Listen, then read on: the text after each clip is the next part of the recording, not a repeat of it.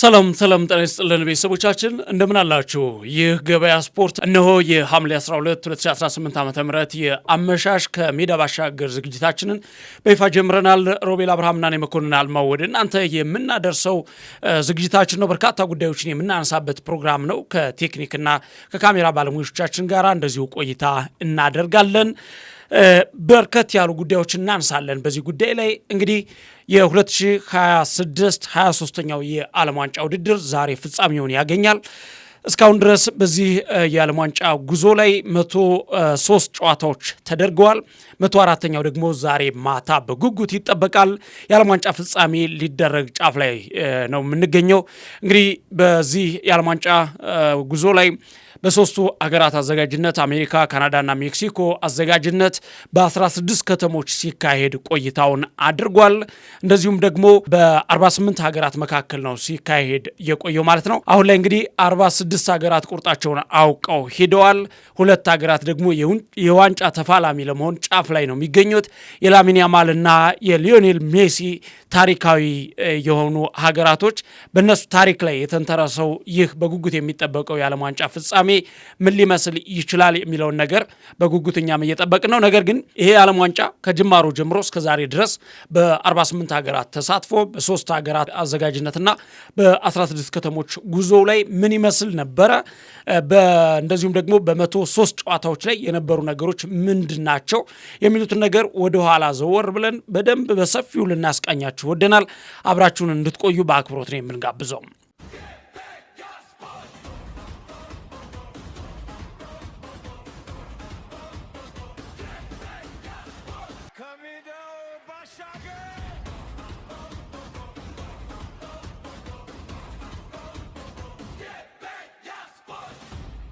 መቶ 3 ጨዋታዎችን አስመልክቶን 104ኛውን የፍጻሜ ጨዋታ ደግሞ በጉጉት እያስጠበቀን ነውና በኒው ጀርሲ በሜትላይፍ ስቴዲየም ማታ ፍጻሜውን ያገኛል። 104ኛውን ጨዋታ ያደርጋልና በ103 ጨዋታዎች ውስጥ የነበሩ ጉዞዎቹን እስኪ ለቤተሰቦቻችን እናስታውሳቸው። መልካም ኦኬ። ያው ደጋግሜ እንደምለው ብዙዎች የፈራ ነው ዓለም ዋንጫ ነበር ይህ ዓለም ዋንጫ። ምክንያቱም አንድ የተሳታፊ ቁጥር መብዛቶች የበለጠ የጨዋታውን ግለት እንዲሁም ደግሞ የእይታ መጠንን ያቀዘቅዝ ይችላል ተብሎ ተሰክቶ ነበረ።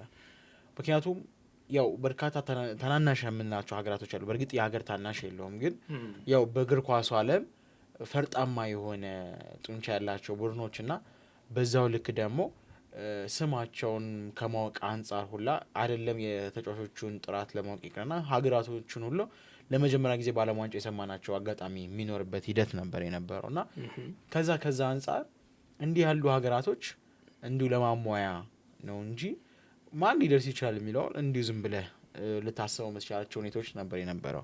ግማሽ ፍጻሜ የደረሱትን ብትመለከት ከፊፋ ከ1 እስከ 4ኛ የተቀመጡ ሀገራቶች ናቸው። በትክክል የሚጠበቁ ለምን እንደተቀመጡ ትምህርት የሰጡበት አጋጣሚ ነበር የነበረውና አንዳንዴ እንደዚህ ያሉ አጋጣሚዎች ላይ እንዲሁ የምታስባቸው ጉዳዮች አሉ። ማለት ፍጻሜው ማለት ትደርሳለች እንትና ልደርስ ይችላልች ብለህ የምትጠብቃቸው ጉዳዮች አሉ። ያው እንደ ኦፒኒየንም እንደ ቁጥራዊ ዳታም ከወሰድካቸው ማለት ነው። ከዛ በተረፈ ግን ልጠብቅ የምትችለው ምናልባት ሰርፕራይዝ ልታደርግ ትችላለች ወይ ብለህ የምታስባታለች። ከአፍሪካ ሀገር ሊሆን ይችላል፣ ከአንድ ሀገር አንድ ደግሞ ክስተቶች አይጠፉም በእንደዚህ ባሉ ትልቅ መድረኮች ላይ ብዙ አይተናል። ስለዚህ በአጠቃላይ በዚህ ዓለም ዋንጫ ላይ የዛኔ ገና ከመግፈቻችን አንስተን በሰራነው ፕሮግራም ላይ ዛሬ ድረስ ባነሳናቸው አጠቃላይ ዝርዝር ጉዳዮች የነበሩን ስጋቶች፣ በተለይ በመክፈቻው ፕሮግራም ላይ ያነሳናቸው ዝርዝር ስጋቶች ተሸፍነዋል ሙሉ ለሙሉ። አሜሪካ እንደዚህ ነበረች፣ አሜሪካ እንደዚህ ናት፣ አየር ንብረቱ እንደዚህ፣ ተጫዋቾች እንደዚህ፣ ቦሪንግ ይሆናል። ኦፍ ኮርስ እነዛ ነገሮች ነበሩ፣ ግን ትኩረት እንዳንሰጣቸው ደግሞ የበለጠ የጨዋታው ሂደት አይናችን ጋርደዋል። ዶናልድ ትራምፕ ትናንትና በሰጡት መግለጫ ላይ ሲያነሱት የነበረው ጉዳይ አንደኛው ያንን ነበረ። አሜሪካን ብዙ ሰዎች እግር ኳስ ወዳድ ሀገር አይደለችም፣ ለእግር ኳስ ያልተፈጠረች ሀገር ናት ብለው ያሙን ነበር አለ። ዛሬ ግን ቀጣይም በአሜሪካ ቢደረግ ምንም ችግር የለም ብለው ቀጣይ በአሜሪካ ቢደረግ እንደውም እኮ ድል እንዲሰጠን ብለዋል። አሁንም እየጠየቁ ናቸው። የዓለም ዋንጫ እሳቸው በጣም ስኬታማ እንደነበረ የግል ስኬታቸው ማድረገው ይዘውታልና ያው እሱ እንኳን ፖለቲካ ነው። ጋሜ እናዘጋጅ ያሉት ከቻይና ጋር ነው። ሞኪ ሜክሲኮና ካናዳን ገለል አድርገን ከቻይና ጋር እናደርገውና ያው ትንሽ በረራ ስለሚሆን ለተጫዋቾችም ኢንጆይ ያደርጉበታል ያሉት ከቻይና አሜሪካ። ብቻ ግን ሞኪ በአጠቃላይ 103 አስገራሚ ጨዋታዎችን ተመልክተናል። በአጠቃላይ በውድድሩ ላይ 318 ቢጫ ካርዶችን ተመልክተናል። ሞኪ እሱም ብቻ አይደለም 32 ቀይ ካርዶችን ተመልክተናል። 297 ጎሎችን መመልከት ይችላል። እያንዳንዱን ዝርዝር ጉዳዮች ስትመለከት ያው ከጨዋታው ብዛት አንጻር የምትጠብቃቸው ናቸው። ምክንያቱም ከዚህ ቀደም በነበረው ዓለም ዋንጫ ላይ 64 ጨዋታ ነበር ስንመለከት ነበር በ32 ሀገራት። አሁን ተሳታፊው ቁጥር ጨምሯል፣ 48 የጨዋታውን ቁጥር መጠን ጨምሯል 104። ስለዚህ በእያንዳንዱ ዳታዎች ላይ እጥፍ የሆኑ መሻሻሎች ነበሩ። በዛው ልክ ደግሞ በተለይ የመጀመሪያ የምድብ ጨዋታዎች አካባቢ ላይ ሁሉም አቅሙን እኩል እስከሚያወጣ ድረስ በነበረው ሂደት ላይ ሲነሱ የነበሩት ጉዳዮች ምንድን ነበሩ? ወይም ደግሞ ጨዋታ ሲጠናቀቅባቸው የነበሩት ውጤቶች በአንድ ጎል ዲፍረንስ ነበር። በብዛት ከተመለከት ምናልባት ካልተሳሳትኩኝ አልጄሪያ እና የሊዮኔል አንድሬ ሜሲ ሃትሪክ ያቺ አጋጣሚዎች ካልሆነች በስተቀር አብዛኛው ጨዋታዎች ማለት የምንችልባቸው በእርግጥ እነ ጀርመንም ኮርሳውን 7-1 አሸንፋለች። ከሞላ ጎደል ግን አብዛኛው ጨዋታዎቹ ላይ በተለይ ምድብ ጨዋታዎች ላይ በአንድ ጎል ሬንጅ የተጠናቀቁ ጨዋታዎች ይበዙበት ነበር የነበረውና ከፉክክር አንጻር ገና ቀጣይ ሂደቶችን እንድንፈራ አድርጎን ነበረ። ከምድብ አወጣጥ ጋር በተለይ ደግሞ ይሄ ካታጎሪ ከያዘበት አጋጣሚ ጋር ብዙ የሚያስደነግጡም የነበረው በተለይ ያው አሁን በቀጥታ ወደ ፍጻሜው ለመግባት ያክል እንደውም ኦኬ ስናስበው እንዲሁ ራሱ አርጀንቲና ደርሷት የነበረው ኬፕ ቨርድ፣ ግብጽ ከዛ እንደ አፍኮን ነው እንዲያለችው ተባለ የሆነሳለ አርጀንቲና። ከዛ በቁጥራዊ ደረጃ ስትመለከተው አፍሪካ ዋንጫ እየተጫወተችማ አርጀንቲና ፍጻሜ በቀላሉ ትደርሳለች። ምናልባት ዳግል ልትሆንባት የምትችለው ስዊዘርላንድ ኮሎምቢያን ጥላ መጣች እንጂ ኮሎምቢያ ተብሎ ነበረ። በትክክል ተመሳሳይ የሆነ አጫዋትም ስላላቸው ላቲኖችም ከመሆናቸው ጋር ተያይዞ በብዙ ነገር ስለሚዛመዱ ስዊዘርላንድ መጣች። የበለጠ ፈተናውን አባት ነበረ። እንግሊዝ በቃ ምናልባት እዛም ከደረሰች እንግሊዝ ተፈትናታለች ተብሎ ነበር። ግን እያንዳንዱ ጨዋታ ላይ ተፈትነዋል። ኬፕ ቨርድ ላይ 120 ድረስ ሂደዋል፣ ተፈትነዋል። ግብጽ ጋር ከ2-0 መመራት ከዛ ጭማሪ ደቂቃ አምርተዋል። እንዴ በጣም ከባድ ነው የነበረበት ሂደት ነበረ። ከዛ ደግሞ ከስዊዘርላንድ ጋር እንዲሁ በተመሳሳይ ቀይ ካርድ የወጣው ከአርጀንቲና ይመስል እስከነበር ድረስ ስዊዘርላንድ ቀይ ወጥቶበት በዛ ልክ አርጀንቲናን ሲያስጨንቅ የነበረበት አጋጣሚ እናስታውሳለን። ከእንግሊዝ ጋር ቀላል የሚባል ጨዋታ አልነበረም። አንድ ጎል አስቆጥሩ እንግሊዞች ያን ሁለት ተከታታይ ካምባክ ለማስመዝገብ ጽናት እስከመጨረሻው የታገሉበት መንገድ እጅጉን የሚያስደንቅ ነበርና ዛሬ ላይ ለፍጻሜ መገኘታቸውም ያን ያህል እንዳንገረም አድርጎን ነበር። ግን በቁጥራዊ ሁነቶች ስንመለከተው እያንዳንዱ ስቴጆች የተጋጣሚዎች ቀላል ነበሩ ተብሎ የጨዋታውን ትኩረት መጠን ሁላ ቀዝቀዝ ያደረጉ ነበሩ። ምናልባት ፖርቹጋል ዲጎም ተናግሯል። በነገራችን ላይ ማርቲኔዝ ግብ ጠባቂ አርጀንቲና ብሔራዊ ቡድን ጠባቂ ትላንትና አንድ አስተያየት ሰጥቶ ነበር። ምንድን ያለው የአርጀንቲና ተጋጣሚ ቀላል ስለነበረች ነው አርጀንቲና እስከ ፍጻሜ ድጋሚ እንድደርስ የሆነችው የሚል አስተያየት ተሰጥቷልና ምን ትላለህ ተብሎ እኛ እንግዲህ ተጋጣሚዎቻችን ራሳችን አልመረጥንም የሚል አስተያየትም ሰጥቶ ነበር። አንተ እንዳልከው ግን እነሱም ያምኑበታል። ቀላል ናቸው ተብሎ ቢታሰብም ግን አፍሪካውያንም በጣም ፈትነዋቸዋል። ከባድ ነበረ። ግብጽ ጋር በነበረው በተለይ በዚያ ጨዋታ ላይ እስከ ጭማሪ ደቂቃ ሄደበትና እስከ 79ኛው ደቂቃ ድረስ 2-0 እየመሩ ግብጾች መጨረሻ ላይ ልክ እንግሊዝ ጋርም ተመሳሳይ ነበር። እስከ 85ኛው ደቂቃ ድረስ እንግሊዝ ጥሩ እየመራች የነበረችበት ነው። ግን ውጤት ቅልበሳ ላይ አርጀንቲናዎች ልምድም አላቸው፣ በጣም ተታራዮችም ናቸው። እንደ ብሔራዊ ቡድን ለበርካታ ሀገራት አርያ የሚሆን እስከ መጨረሻው ደቂቃ ድረስ የመፋለም ልምድ አላቸውና ቀላል ተጋጣሚ ከመኖራቸው ባሻገር እስከ መጨረሻው ድረስ የመፋለም ተስፋ ያለ መቁረጥ እንደዚሁም ደግሞ የሊዮኔል ሜሲ የእግር ኳስ አርበኝነት አርጀንቲናን በዚህ ደረጃ እንድትገኝ አድርጓታል ብዬ አስባለሁ። ቀጥል።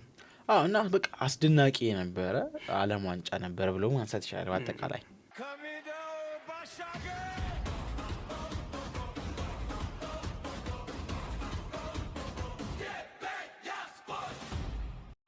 በጣም ጥሩ የዓለም ዋንጫ ተመልክተናል ብዬ አስባለሁ። እኔም እውነት ለመናገር አንተም እንዳልከው ስጋቶች ነበሩ። በ3 ሀገራት ነው የሚዘጋጀው፣ በ16 ከተሞች ላይ ነው የሚካሄደው። በአጠቃላይ 48 ሀገራት ይሳተፋሉ። እንደዚሁም ደግሞ በድምሩ 104 ጨዋታዎች ይደረጋሉና በእነዚህ ሁኔታዎች ሁላ ነገሮችን ተቆጣጥሮ ፊፋ ከሚነሳበት ትችት አንጻር የአየር ንብረት ችግር አለ፣ የደህንነት ችግሮች አሉ። ገና ዝግጅት ላይ ጨምሮ የተለያዩ ችግሮች ነበሩ። ከዛም ባሻገር በጣም ትልቁ ችግር ይሆናል ሲጠበቅ የነበረው በዚህ የዓለም ዋንጫ የአየር ንብረት ሁኔታ ነው። እነሱ ነገሮች ያው 2-3 ጨዋታዎች የተቋረጡበት አጋጣሚ ነበረ። በእርግጥ በተለይ 2 ጨዋታዎች የተቋረጡበት አጋጣሚ ነበረ። ግን ብዙ ጨዋታዎች ይቋረጣሉ ተብሎ ተሰግቶ ነበረ። እኛም በጅማሮችን ላይ ስናነሳይ ነበረ የዶናልድ ትራምፕ ጣልቃ ገብነት፣ የፖለቲካ ጣልቃ ገብነት ያው በጨዋታው ላይ ችግሮች ተፈጥረዋል። ነገር ግን በነዛ ችግሮች ውስጥም ሆኖ አልፎ በርካታ ሀገራት ተቀይመው በርካታ ሀገራት በዚህ ጥያቄ አንስተው ጥያቄያቸው ሳይመለስ ታልፎም ቢሆን ያው ጉዞ ላይ ስታደርግ እንደዛ ነው። ስህተቶች ይኖራሉ፣ እንከሮች ይኖራሉ። ሆን ተብለው የተፈጠሩ ችግሮች ነበሩ፣ በስህተት የተፈጠሩ ችግሮች ነበሩ። እንዲያም ሆኖ ግን ውድድሩ እንግዲህ በዚህ ደረጃ ላይ ደርሷል። እኛ ለቤተሰቦቻችን አሁን እያንዳንዱ ነገር ማንሳት አይጠበቅም ብዬ አስባለሁ። ምክንያቱም ያውቁታል። በእያንዳንዱ ፕሮግራማችንም ስለዳሰስ አንድ ያስቀረንባቸው ነገር የለም። በትክክል ያን ነገር ስላደረግን አሁንም ያንን ነገር ምናልባት ወደኋላ መለስ ብለን ለማስታወስ ያክልና አንድ አዲስ ነገሮችን የነበሩ ቁጥራዊ አሁን አንተ ያነሳቸው ቢጫ ካርዶች ለምሳሌ በውድድሩ አርጀንቲና ናት በጣም በብዛት የቢጫ ካርድ የተመለከተች። የቀይ ካርድ የቢጫ ካርድ ቁጥሮች ተጋጣሚዎች የሚታወቁ ናቸው። በየዕለቱ የነበራቸው ጉዞና አርጀንቲና 18 ቢጫ ፈረንሳይ 16 አላት፣ ትቀጥላለች። እንግሊዝ 14 ሶስቱም 4 ውስጥ የነበሩ ናቸው። የደረጃ ተጫዋቾችና የፍጻሜ ተፋላሚዎች ያሉበት ናቸው። ስፔን በዚህ በኩል ምናልባት ጸባያተኛ ሆና ተገኝታለች። እና በዚህ ሁኔታ መጥቶ ዛሬ እዚህ ላይ መድረሱ እንደ ስኬት የሚታይ ነው። ምክንያቱም ችግሮችን አልፎ ራሱ እዚህ መድረሱ በስኬታማነት የምታየው ነው። ደግሞ ብዙ ጨዋታዎችን በጥሩ ሁኔታ ተመልክተናል ብዬ አስባለሁ። አሪፍ ብለን የምናልፈው ነገር ነው። ጥያቄዎች እንዳሉ ሆነው እንከኖች እንዳሉ ሆነው ግን በስኬት እዚህ ደረጃ ደርሰዋልና የማታውን ጨዋታ ደግሞ በጉጉት እንድንጠብቀው የሚያደርገን ነው። ቀጣይ ዓለም ዋንጫንም እንደዚሁ ምናፍቅ የሚያደርገን ነገር ሆኖ አልፏል ብዬ አስባለሁ። ጥሩ ጊዜ እኛም ከቤተሰቦቻችን ጋር አሳልፈናልና እንደው በዚህ ዓለም ዋንጫ ምናልባት የስፔንን ጉዞ እና የአርጀንቲናን ጉዞ የነበራቸውን በተለይ የተፈተኑባቸው አጋጣሚዎች ብለን የምናነሳቸው ነገሮች አሉና እንዴት እዚህ ደረሱ? ተጋጣሚዎቻቸውን በምን ሁኔታ አሸነፉ? የአርጀንቲናን ለማየት የሞከርንበት አጋጣሚ አለ። ስፔንን በተመሳሳይ ስፔን በተለይ በመጀመሪያው ጨዋታ ከኬፕ ቨርዴ ጋር አቻ ከወጣች በኋላ የነበረው ስጋት የነበረው ጥያቄ አርጀንቲናም እንደዚሁ እየተንገዳገደች የመጣችበት መንገድ ያው የሊዮኔል ሜሲ አስተዋጽኦ እንደሆነ ብርታት እንደሆነ ለምን እዚህ ደረሰች ሲባል ሊዮኔል ሜሲ ትላለህ። አርጀንቲና ሲባል ሊዮኔል ሜሲ ነው ቀድሞ የሚገኘው። በእርግጥም በሁሉም ጨዋታዎች ላይ የተመለከትነው የእሱን አስተዋጽኦ ነው። ስለዚህ የመጡበት መንገድና አሁን በፍጻሜው ላይ አርጀንቲና ላይ ከመጡበት መንገድ አንጻር ሁለቱም ስፔንም አርጀንቲናም ከመጡበት መንገድ አንጻር ፍጻሜው ላይ ምን ልናይ እንችላለን? ምን አይነት ጨዋታ ልናይ እንችላለን? ምን አይነት ውጤት ልናይ እንችላለን? አሁን ትናንትና ሊዮኔል ሜሲ ከትላንት በስቲያ በነበረው ዝግጅታቸው ላይ የሴሬሞኒ ነበረ። ትላንትና በነበረው ዝግጅታችን ልምቃኝነት አድርገነዋል።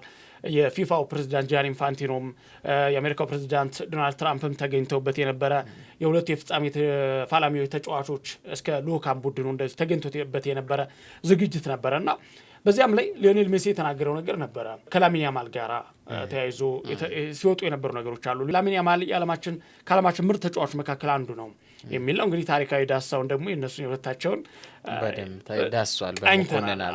በትክክል በጥሩ ሁኔታ ተቃኝተናል። ቤተሰቦቻችን ከጥምቀት እስከ ፍጻሜ የሚለውን ፕሮግራማችንን ማየት ይችላሉ። ከአንድ ቀን ወደፊት ተመልሰው ማለት ምንም የሚጎልባቸው ነገር የለም። ይህን ሰሙ ማለት በቃ በትክክል። እኔ ትናንትና ሞኬ ምን አጋጣሚ መሰለ፣ ይህንኑ ቃል አንተ የሰራቸውን ፕሮግራም መልሶ ለእኔ እንደ መከራከሪያ ያቀርብልኛልና ኧረ ተው አስጨረስኩትና አብሬ የተቀረስኩትን የምል ይህን ሀሳብ አንስቶ ነው የሚከራከር ራሱን ሀሳብ ነበረና ምናልባት አድማጮችም ሌላ ሰው ማሞገት የሚፈልጉ ከሆነ ያው የሞኮንን እንደ ሶርስ ማቅረብ ይችላሉ። ምክንያቱም አንድም የነጠረች ስህተት የሌለባት ሁኔታ ነው ያለው ሞኬ። በትክክል ማለት በጣም ጥሩ ለቤተሰቦቻችን ሁልጊዜም እንደምናደርገው በጣም ጥሩ የተቀመመ ዝግጅት ለማድረስ እንሞክራለን። በዚያ መልኩ ነው መረጃ ከመስጠት ባሻገር ከሜዳ ባሻገር የሆነውን ነገር ወደ ኋላ ተመልሰን ታሪካዊ ቅኝት አሁን የአርጀንቲናና የእንግሊዝን ታሪካዊ ሁነት በቃኘንበት መንገድ ነው። አሁን የሊዮኔል ሜሲና የላሚን ያማልን ታሪካዊ ግጥምጥሞሽ እንዴት ያጋጣሚ ተፈጠረ፣ ከዛ በኋላስ ሊዮኔል ሜሲ ላሚን ያማልን የሚያጠፍበት አጋጣሚ እና ፎቶ አብሮት የሚነሳበት አጋጣሚ እንዴት ተፈጠረ? ሎተሪ ነው፣ በእድል ነው የአጋጣሚ የተፈጠረው። ከዛ በኋላ ግን አሁን ላይ እነዚህ ሰዎች ላሚን ያማል ለምን የሊዮኔል ሜሲን ታሪክ ተከትሎ በዚህ ደረጃ መጣ? ከላማሲያ እስከ ባርሴሎና እዚህ ደረጃ ለምን መጡ የሚለውን ነገር ተባልና ይህንን ተከትሎ ሊዮኔል ሜሲ አስተያየት ሰጥቶ ነበረ ስለ ላሚን ያማልና ከዓለማችን ካሉ ምርጥ ተጫዋቾች መካከል አንዱ ነው እና ያው እኛ ባርሴሎናዎች እያለ እያወራ ነበርና ነገ ባርሳ ደርቢ እያሉ ብዙ ሰዎችም ያነሱታልና ባርሳ ደርቢ እንደው ምን መልክ ይኖረዋል ብለህ ትጠብቃለህ? ነገ ባርሳ ደርቢ ያው ጥሩ ፍቺ ያለው ቃል ነው። ፕላስ ደግሞ አትሌቲኮ ማድሪድም ብንለውም ሊያሳምን ይችላል። ምክንያቱም ኦኬ ከሁለቱም ቡድኖች በኩል አትሌቲኮ ማድሪድ የተውጣጣ 9 ተጫዋቾች አሉት በዚህ ፍጻሜ ጨዋታ። ያ ማለት አስበው አንድ አትሌቲኮ ማድሪድ ቡድን በለው ራሱን የቻለ ቡድን በለው አስበው። ስለዚህ አትሌቲኮ ማድሪድ ያን በላ ይሄን በላ በእርግጥ ተጠቃሚ ነው ሁለቱም ጋር ብዙ ተጫዋቾች ስላሉት። ግን በዋነኝነት ብዙዎች ባርሳ ደርቢ ያሉት የሚገኘው ትልቅ ጨዋታ ነው ይሄ የወንድማማቹ ጨዋታ። እኛም ባለፈው ያለው ነው ስያሜ የሰጠነው ነበር። ምክንያቱም አርጀንቲናውያን በብዙ ሁኔታዎች ከስፔን ጋራ ቅሩኝነት ያላቸው ናቸው። በተለይ ከባርሴሎና ጋራ በተለይ ደግሞ ከላማሲያ ጋራ ግንኙነት ያላቸው ናቸው አብዛኞቹ ማለት የምንችልባቸው ደረጃዎች አሉ። ታዲያ ያንን ባህር የተላበሱ ሁለት አካላቶች የሚያደርጉት ጨዋታ በትልቅ መድረክና ሀገርን በወከለ ፍልሚያ ሆነ እንጂ ጀስት ከፍሬንድሊ የዘለለ ማች ላይሆን የሚችልባቸው አጋጣሚዎች ነበሩ። ያው እስካሁን ከጉዟቸው አንጻር ሁለቱም የመጡባቸው ልፋት ድክመት ራሱን የቻለ መልክ እንዲኖረው ሊያደርግ ይችላል ለጨዋታው። ሁለቱም ካላቸው የቅርብ ጊዜ እግር ኳስ ዝማኔም አንጻር ካላቸው የኮከብ ጥራት አንጻር ጨዋታውን እንድንጠብቀው ሊያደርግ ይችላል። ወደኋላ ባለው ባክግራውንድ ብናመራ ግን ያን ያህል ጨዋታውን ሳቢ ብለን ልክ እንደ አርጀንቲናና እንደ እንግሊዝ ሰፊ ትንታኔ ልሰጠው የምትችል ጨዋታ አይደለም።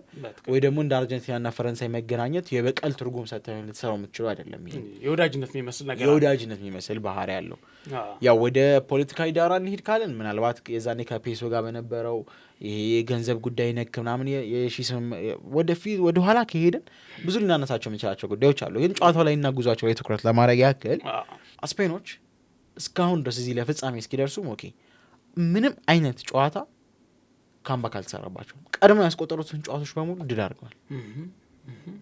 አርጀንቲና ደግሞ ምናልባት ስፔን ላይ ግን አንድ ሳንረሳ አንድ ጎል ብቻ ነው የተቆጠረባቸው በውድድሩ ምንም ጎል አልተቆጠረባቸውም። አንድ ጎል ብቻ እሷም ቤልጅየም ላይ ያው በጥሎ ማለፍ ጨዋታ የመከላከል ጥራቱንና እንደ ቡድን የመጫወት ብቃታቸውንም ምናልባት ፈረንሳይ ላይ ካሳዩት ባሻገር በሌሎች ጨዋታዎች ላይ የሚነበራቸው አስተዋጽኦ ከጎል ነፃ የሆነ ይልቅስ ደግሞ ጎሎችን የማስቆጠርና ከካርድ ነፃ የሆነ ቡድን ያለው መሆኑና ለዚህ ጨዋታ በጣም ተጠባቂ የተሻለ ግምትም እንዲያገኙ ያደረጋቸው አጋጣሚ ስለሆነ ካርድ ስትል ምን ትዝ አለኝ ኦኬ ብዙ ካርዶች የተመዘዙ ተጋጣሚዎች በአቬሬጅ ከስፔን ጋር የተጋጠሙ ልጆች ናቸው።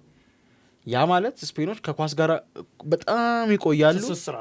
ወስደ ስትገጫቸው የሚከተል ካርድ ነውና ከስፔን ጋር የተጋጠመ ተጋጣሚ በሙሉ ቢያንስ በጨዋታ አነሰ ከተባለ 3 ቢጫ ካርድ ይወጣል በዚህ ያለ ማንጫ።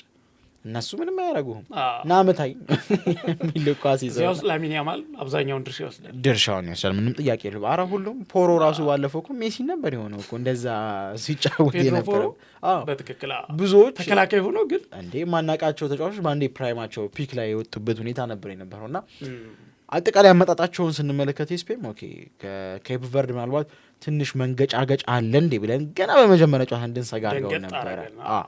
ትዝ ካለህ 2022 ላይ አርጀንቲና በሳውዲ አረቢያ ስትሸነፍ እንዴ ተባለ ሁሉ አርጀንቲና እንዴ እቺ ለሻምፒዮንነት የምትጠበቅ ሀገር ሊዮ ሜሲ ያላት ሀገር ያው በሳውዲ አረቢያ ዌሪዝ ሜሲ የተባለበት ሁኔታ ከዛስ ዋንጫውን በልቶ ያው ብሎ አሳያቸው።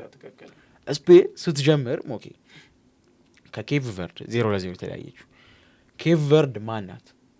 መጀመሪያ ጊዜ በዓለም ዋንጫ የተሳተፈች ሀገር ናት።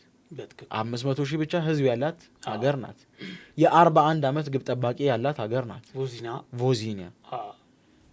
ተከላካዮቿ ከፖርቹጋል የመጡ እንደ ቡድን ያን ያህል ለመዋሃድ እርግጥ ነው ረጅም ዓመት የፈጀ ፕሮሰስ ሰርተዋል። 6 ዓመት የፈጀ ስራ መስራት ሰርተዋል። ግን በዚህ ታላቅ መድረክ ላይ ሲመጡ ግን የበለጠ ምራቁን ዋጥ ያደረገ ተጫዋች ይምጣ በሚል ፕላስ ደግሞ ኒውዚላንድ ላይ አስተርጓሚያቸው ላይ ጥቃት አድርሰዋል ተብሎ የተከሰሰ ካፒቴን ያላት ተከላካዮቹ ላይ ጥያቄዎች ያለበት እንደ ቡድን ጫና ውስጥ የገባን እንደ ሀገር ከዝግጅት አንጻርም ደግሞ ከስፔን እጅጉኑ ያነሰ ቡድን ነበር የገጠመችው።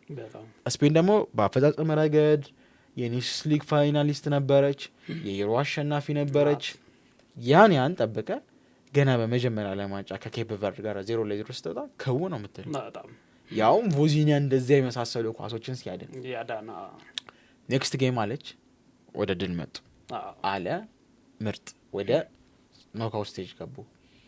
ኖክአውት ስቴጅ ላይም በሚገርም ሁኔታ አለፉ። አሁን ዳገት ዓለም ለፈረንሳይ ድሉን ከሰጠ በኋላ ፈረንሳይንም እንደዚሁ አስደፍታለች።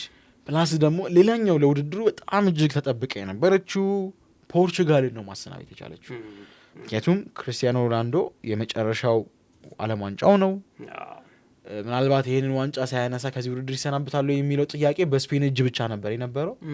እነሱም ያንን በሚኬል ሜሪኖ ተቀይሮ ባስቆጠራት ጎል እና ስፔኖች ሞኬ ልክ እንደ አርጀንቲና ሁሉ አንድ ነጥብ አላቸው ራሳቸውን ለየት የሚያደርግበት ያው የሚያመሳስራቸው ጉዳይ ማለት ይችላል። አርጀንቲና ተመርታ ወደ መመራት መምጣት ነው፣ ወደ አሸናፊነት መምጣት ነው። ስፔን ደግሞ መራችን ነው፣ አለቅ ፋይሉ ተዘጋ 0-0 ወይ ደግሞ ጨዋታው አቻ ይቆይና ባለቀ ሰዓት ደግሞ ወገብህን ነው የምትል፣ ቅስምህ ነው የሚሰበረው። የአርጀንቲናም ቅስም ሰባሪ ነው። ይሄም እንደዛው ራሱን የቻለ ቅስም የሚሰብርበት አጋጣሚ አለ። ከፖርቹጋል ጋር 0-0 እስከ 85ኛ ደቂቃ ላይ ነበሩ። ሜሪኖ ተቀይሮ ገብቶ ጉድ ሰራቸው። ከቤልጂየም ጋራ አስቆጥረው አቻ ሆነው ነበረ። ያው ምንም መፍጠር ካልቻለችው ቤልጂየም ጋራ በጨዋታው እጅግ ደካማ ከነበረችው ቤልጂየም ጋራ ነበረ። ግን ቤልጂየሞች በክብር ነው የወጣ ነው ብሎ እንዲያመሰግኑ በፈረንሳይ ላይ ትምህርት ሰጥታለች። ከዛ በኋላ በነበረው በእርግጥ የቤልጂየም ጨዋታ ላይም እንደዛው ተቸግረው ቤልጂየሞችን ለማስከፈት እጅግ ዳገት ሆኖባቸው እነዚሁ አዳኛቸው ነው ሚኬል ሜሪኖ መጥቶ ዳግም ባለቀ ሰዓት 88ኛ ደቂቃ ላይ ጎል አስቆጥሮ ማለፍ የቻሉት። ይሄ በሁለቱም ብሔራዊ ቡድኖች በኩል ያለ ነው የመጨረሻ ደቂቃን ደመነፍስ። እንግሊዝም ነበራት እስከ መጨረሻው አልሆነም እንጂ ከፈረንሳይ ጋር ግን ብዙ ነገሮች ድብልቅልቅ ያሉበት ጨዋታ ነበር። ያው ፈረንሳይም እንደ ቡድን ተጣልተው እንደነበረ መረጃዎች ሲወጡ ነበረ። በአጠቃላይ ግን ያንን ጨዋታ በአስደንጋጭ ሁኔታ ማለት ትችላለህ። ምክንያቱም ዓለም የሚጠብቀው ፈረንሳይ ነው። ፈረንሳይ ከመጣችበት መንገድም አንጻር ዴላ ፎንቴም እንዳሉት ማንም ሰው አልጠበቀም እዚህ መድረሳችን። በተለይ ደግሞ ፈረንሳይ ጋር ነው ሲባል ግጥሚያው ተሸኘች ተብሎ ነበር። እኛም የዛኔ ጨዋታውን ላይቭ ስናስተላልፈው እኮ ስንገምት የነበረው ፈረንሳይን ነው። ስንገምት የነበረው ፈረንሳይን ነበር። ፕላስ ደግሞ ፐንዲቶቹ ሁላ እዚህ በፐርሰንት ስናስቀምጥ ያኔ ቻትጂፒቲ ብቻ ነበረች ልክ የነበረችው እና አለፍን እሱን ስቴጅ። አሁን ፋይናል የደረሱ ሞኬ አመጣጣቸው መጥፎ የሚባል አመጣጣ የለም፣ ጥሩ የሚባል አመጣጣ የለም። ግን ደርሰዋል። ምን ስለሆኑ? ምርጥ ስለሆኑ።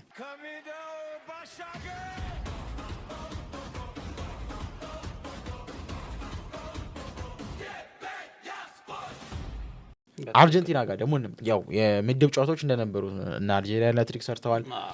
ሜሲ እንደውም ለኔ ምናልባት ብዙዎች አድማጮች ይሄን ሐሳብ እንደውም እንደ መከራከሪያ ይመልከቱትና ሐሳባቸውን ኮሜንት ላይ ያስቀምጡት። ሞኬ ለኔ ከ2022 ዓለም ዋንጫ የሜሲ የቡድኑ ቁልፍነት የበለጠ ለዚህ ዓለም ዋንጫ አገልግሏል ብዬ አስባለሁ። ለኔ ነው። እኔም እስማማለሁ በዚህ ሐሳብ። በዚህ እስቲ ማይስማማ ካለ 2022 ላይ የሱ ፕራይም ታይም ነበረ በዓለም ዋንጫው የሚለውን ወይስ ዘንድሮ የሚለውን ይመልሱልን አድማጮች።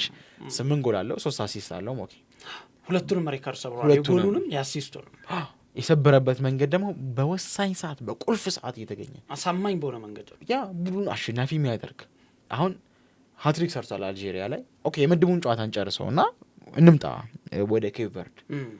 ኬፕ ቨርድ ለአስጨራሽ ትንቅንቅ ነበር ያደርገችው ከአርጀንቲና ጋር። እሱም በድል ተወጡ። ግብጽ የጋኛ አፍሪካዊት ሀገር ተተካች። 2-0 ተመሩ። ሞኬ 79ኛው ደቂቃ ድረስ ደግሞ የተመሩባቸው መንገዶች ደግሞ መጥፎ ሆነውም አልነበረም። በነበራቸው መዘናጋት በነበራቸው ሶስተኛውን ጎል ተቆጥሮ አጨቃጫቂ በነበረ መንገድ ነበር ተሽሮ የነበረው አይደለ። ከዛ ግን አገግመው ፍራስትሬት ሳያደርጉ ትዕግስተኛ ሆነው ብልጡ ነው የጨዋታ ሲስተማቸው። እኔ አንደርሬትድ የሆነ ኮች ሊዮኔል ስካሎኒ ነው ለኔ በሜሲ ጥራት ወይ ነው በቡድኑ ድል ውስጥ እየተሸፈነ ያለ አሰልጣኝ ነው ብዬ ነው ማሰበው። የሚያደርጋቸው ቅያሬዎች፣ የሚሰራቸው እይታዎች በጣም አስደናቂ የሆነ ቴክኒካል፣ ፍጹም መረጋጋት፣ ጥድፊያ የሌለበት፣ መራው ብሎ መከላከል የሌለ፣ እየተመራው ነው ብሎ መጨነቅ የሌለበት ምርጥ የተረጋጋ ሰው የተረጋጋ ቡድን መገንባት የቻለ አስደናቂ ሰው ነው። ሰው ሊዮኔል ሜሲ ስላላት አርጀንቲና እድለኛ ናት ይላል። ግን ሊዮኔል ስካሎኒ ስላላት አርጀንቲና ምን ያህል እድለኛ እንደሆነች በቅያሪዎች ብቻ መጨረሻው ላይ ሊዮኔል ሜሲ የሚያደርገው ጥረት አለ፣ በዚያ ላይ የሚጨምርበት ቅመም አለ ሊዮኔል ስካሎኒ እና እኔም በዚህ ሀሳብ ላይ እስማማለሁ። በሊዮኔል ሜሲ እና በቡድኑ ጥረት ላይ የተሸፈነ ሰው 2022 ነው ዓለም ዋንጫን ማየት ትችላለህ፣ የዚህንም የዓለም ዋንጫ ማየት ትችላለህ። ቅያሪዎች ላይ ምን ያህል በጣም በሳል እይታ እንዳለ መመልከት ትችላለህ። ምናልባት ከዚህ በፊት ከሊዮኔል ሜሲ ጋር እየተመካከሩ ነው ምናምን የሚል ነገር አለ ያስብላል። በዚህ ዓመት ግን በጨዋታው አቋርጠ ምንም የምትመካከርበት የውሃ ረፍት ላይ ካልሆነ በስተቀር የማትገናኝበት ሂደት ላይ ሆነ በመጨረሻ ላይ ቅያሪዎች ግን ምን ያህል ስኬታማ እንደሆኑ ምናልባት ይህንን ነገር ዴላ ፉንቴ ላይ እያየን ነበረ። ይህን ብስለት ዴላ ፉንቴ በጣም ገናና ናቸው ይታወቃሉ።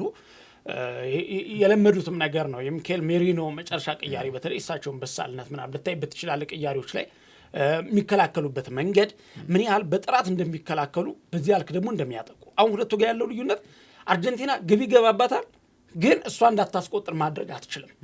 በቃ የሁለታቸው ጥራት ምንድነው? የባርሴሎና ላይ የምታየው አይነት ነገር አለ። ግብ ይቆጠርብሃል፣ ባርሴሎና ላይ ግብ ይቆጠርባቸዋል። አሁን የሁለቱ ብሔራዊ ቡድኖች ተመሳስሎት ወንድማማች እንድናስብላቸው ያሰኛል። ባርሴሎና ስትየው ነው ባርሴሎና ግብ ይቆጠርበታል ብዙ ግብ፣ በዚያ ልክ ደግሞ ጎል ያስቆጥራል። ግን ሞኬ ምናልባት እዚህ ላይ ትመለስበታለህ። ግን እንደ መከራከሪያ ምን ሊያደርግልህ አርጀንቲና ምን ያህል የሚያጠቃ ቡድን ገጥሟታል። አንድ እሱ የሚያጠቃ ቡድን ሲገጥመ ነው መከላከል የሚባለውን ነገር ታስበው። ከዛ ውጭ ባለው መንገድ በኃይል ላይ እንድትጫወት የሚጋብዝ ነው። በተለይ ደግሞ ክፍተታቸው አንተ እንዳልከው ጎሎች ስለሚቆጠርባቸው ስፔን ሚድ ብሎክ ነው የሆነ ጨዋታ ነው የምትጫወተው፣ ሎ ብሎክም አይደለም። እንዲሁም ደግሞ ወደ ማጥቃትም ዲፕሊ የተጠጋ ስራዎችን አይለምሰሩ። ሚድ ላይ ሲሆን ጨዋታው ደግሞ ጌሙን ኮንትሮል የሚያደርጉት እነ ሮድሪ ያሉ ይሄ በጣም 2-3 ጊዜ አርቀው ማሰብ የሚችሉ አይነት ተጫዋች በጣም እነ ፔድሪ ብትቀይሩላ ሊዘገንንህ የሚችል አይነት የመሀል ሜዳ የግብ ጠባቂ አማራጮች ያላቸው የመከላከል ሂደቱን የበለጠ ማዋሃድ ከአጥቂው ጋር ማድረግ የሚችል ቡድን ያላቸው። ሶ ያንን ስታይ ስፔን ታገባ ላትፈቅድልህ ትችላለች፣ ምንም ጥያቄ የለውም። ግን ምን አይነት ቡድን ነው የገጠማት ስትል ፖርቹጋል ልታጠቃት የምትመጣ ቡድን ናት። አጥቅተዋታልም፣ ተጠቃቅተዋል። ሁለቱም የቻሉ አሸናፊ የሆነ ፈረንሳይ አጥቂ የምትባል ሀገር አይደለች። እማታጠቃ አትላት ፈረንሳይ፣ ያውም በጣም አጥቂ ዘግናኛ አጥቂ ያንን በደል ተወጣለች። በእያንዳንዱ ምዕራፍ ላይ የገጠማት ቤልጅየም በአንጻራዊነታ ቀላል የምትላት አጋጣሚ አለች። እንዲሁም ብቸኛ ጎል ያስቆጠረችባት ሁላ ቤልጅየም ናት። አጥቂ ቡድን ስለነበረ ቡድኑ በጨዋታ ላይ ምንም እንኳን ሲከላከል ቢከርም በተለያቸው 1-0 ለማስጠበቅ ኬፕ ቨርድ አፍሪካ ሀገር ነው ለመከላከል የሚገባ። ግብጽ ያሁሉ ሰዓት ስትከላከል የቆየች ሀገር ናት። ስዊዘርላንድ ምናልባት ስዊዘርላንድ እንዲሁም ፈትናታለች። እሱ እንዲሁም መቋቋም ከብዳቸው የነበረውን ጨዋታ እንዲሁም ለስፔኑ ጨዋታ የበለጠ ለዛሬው ጨዋታ በጣም ተጠባቂና አጓጊ እንዲሆን ያደርገዋል ብዬ ማስበው የስዊዘርላንዱን ጌም ለተመለከተው ሰው ነው ብዬ አስባለሁ። ከዛ ደግሞ ኢንግላንድ ጋር ስትመጣም ኦኬ ኢንግላንድ ማትመስልበት ደረጃ እነ ትራምፕ ሁላ እኮ ተናገረ። እኔ ኳሳ ላይ ይቻላል ተከላካይ ማድረግ እኔ ኳሳ ላይ ማለ የኳሱን ሙቀት የለኝም። ግን መቼም ቢሆን አጥቂን ወደ ተከላካይ አሪኬን ወሰጂ ጎርደን አውጥቼ ተከላካይ አስገብቼ አልከላከልም 62ኛ ደቂቃ ላይ አለ። ትክክለኛ ሐሳብ በጣም ያውም ከቱሄል ደረጃ ያውም ከእንግሊዝ ደረጃ አርጀንቲና ላይ አንድ ጎል አግብቼ እከላከላለሁ ብሎ ማሰብ እንዴት ካለፈው ትምህርት አትማርም? ኬፕ ቨርድ፣ ግብጽ አስተምራ ስዊዘርላንድን ቀጥተው የመጡበት መንገድ እዚያ ደረጃ የሚከላከልም ቡድን ያ ሁሉንም አስለቅሰው መጥተው ለምንድን ነው ያንተ መከላከል ዲፍረንስ ከምን ይለያል? ለምን ነው አጥቆይ ማለት እንደውም የዛኔ ኮሜንት ላይ ላይቫችን ላይ ምን ተብለን ተመለከትን ቱሄልማ የጀርመን ሰላይ ነው ብለው ነበረ። አንዳንዴ ሀገራዊ ደም የሌለበት አሰልጣኝ ሲመረጥ ችግሩ እንደዛ ይመስለኛል። ሊዮኔል ስካሎኒ ብትመለከተው እኮ ኦኬ ያነባል አብሮ ብሔራዊ መዝሙር ሲዘመር ኢቨን እኮ ባለፈው እኮ ኮንትራት ታረዝማለህ ወይ ሲባል እንግዲህ የላይፍ ጉዳይ ነው። ፌዴሬሽኑ ከሰጠኝ ምናልባት ልቀጥል እችላለሁ፣ ደግሞ እዚህ ጋር የሚብቃ ከተባልኩኝ ሊያበቃ ይችላል ሁሉ ነገር። ግን ምንጊዜም ቢሆን በአርጀንቲና ቤት በአርጀንቲና ሰው የሚኖረኝን ፍቅርና ክብር ሳስብ እደመማለሁ ብሎ እንባን የቀደመው ሞኬ በዚህን ያህል ደረጃ ለአንድ ነገር ስፒሪቹዋል መሆን በጣም ለእያንዳንዱ ነገር ጽናታቸው። እንግሊዝ ከዛ መማር አልቻለችም። ስለዚህ ያው አርጀንቲና በእርግጥ በዚህ ያህል ደረጃ ደፍሮ የሚያጠቃት ቡድን ስላልተገኘች እንደዛም ሳትጠቃ ጎሎች ስለተቆጠሩባትና ስፔን ደግሞ ያን ያህል አጥቂ ያን ያህልም ተከላካይ ግን በሚል የታጠረች ስለሆነች አስገራሚ ጨዋታ በዛሬው ጨዋታ እናያለን ብዬ አስባለሁ። ሞኪ በትክክል ሮቢ። ይህ በሶስቱ ሀገራት ማለትም በአሜሪካ ካናዳና ሜክሲኮ አዘጋጅነት በ16 ከተሞች ሲካሄድ የቆየው 23ኛው የ2026 የዓለም ዋንጫ ውድድር ዛሬ ምሽት 4 ሰዓት ላይ ጀምሮ ፍጻሜውን ያገኛል ማለት ነው። 90 ደቂቃ ወይስ 120 ደቂቃ ወይስ ደግሞ እንደ 2022 የዓለም ዋንጫ በፍጻሜ ይገባደዳሉ የሚለው ነገር በጉጉት የሚጠበቅ ነው። እጅግ በጣም በርካታ ጥራት ያላቸውና ለዚህ የዓለም ዋንጫ እውነትም ይበቃሉ ይመጥናሉ ተብለው የሚታሰቡ ሁለቱ የባርሴሎና ደርቢ ወይም ደግሞ እንደዚህ ወንድማማች ጨዋታ ተብለው የሚታሰቡት በሊዮኔል ሜሲና በላሚን ያማል መካከል እጅግ ሰፊ ታሪክ አስደናቂ ታሪክ ባላቸው ተጫዋቾች መካከል መምህሩና ደቀ መዝሙሩ እየተባለ በሚጠራበት አጥማቂውና ተጠማቂው የተባለ በተሰየመበት በእነዚህ ሰዎች ላይ የተመሰረተው ይህ የዓለም ዋንጫ የፍጻሜ ጨዋታ ምን መልክ ይኖረዋል እያልን እያነሳ ነበር የቆየ ነው። በጣም እጅግ አስገራሚ ጨዋታ እንደምንመለከት ቤተሰቦቻችን የሚጠበቅ ነው። ይህንን ጨዋታኛ እንደተለመደው ቀደም ብለን ወደ እናንተ ማርሳችን እንቀጥላለን። እንዳልነው 90 ደቂቃ ቀደም ብሎ ወይም ደግሞ 1 ሰዓት ከ30 ቀደም ብሎ ሴሬሞኒው ከፍት ይሆናል። ያ ማለት 4 ሰዓት ለሚጀምረው ጨዋታ 2 ሰዓት ከ30 ላይ ጀምሮ የሚካሄድ ነው የሚሆነው። እኛም እንግዲህ ካፍታ ቆይታ በኋላ እስከዛው ድረስ ይህንን ዝግጅት እየኮመኮማችሁ ትቆያላችሁ። እኛ በቀጥታ በሴሬሞኒ ዝግጅት ላይ ጀምሮ ያሉትን ነገሮች እያንዳንዱን ነገር ትርጉምና ማብራሪያ እየሰጠን ቆይታ የምናደርግ ነው የሚሆነው። ይህንን በጉጉት የሚጠበቀውን ገናናውንና እጅግ እስካሁን ካየናቸው ጨዋታዎች ሁሉ ማራኪ ይሆናል ብለን የምንጠብቀውን ይህንን ጨዋታ በአማረ መልኩ እኛም ወደ እናንተ እናርሳለን። አብራችሁ እንድትቆዩ የአክብሮት ግብዣችን ነው። እኔ መኮንን አልማውና ሮቤል አብርሃም እንደዚሁ ከእናንተ ጋር ቆይታ አደረግን። በጨዋታው ሰዓትም አብረን ቆይታ የምናደርግ ይሆናል። ቤተሰቦቻችን እንደዚሁ የስቱዲዮ ባለሙያዎችንም ከእኛ ጋር ቆይታ አድርገዋል ማለት ነው። በዚሁ አጋጣሚ ምናልባት በቤተሰቦቻችን ስማቸውን ጠቅሰን ብናልፍ ኪዳኔና ማኑኤል ከኛ ጋር ቆይታ አድርገዋል። ምሽቱንም ከኛ ጋር ይቆያሉ ማለት ነው። እናንተም ከኛ ጋር እንድትቆዩ የአክብሮት ግብዣችን ነው። መልካም ጊዜ ይሆንላችሁ።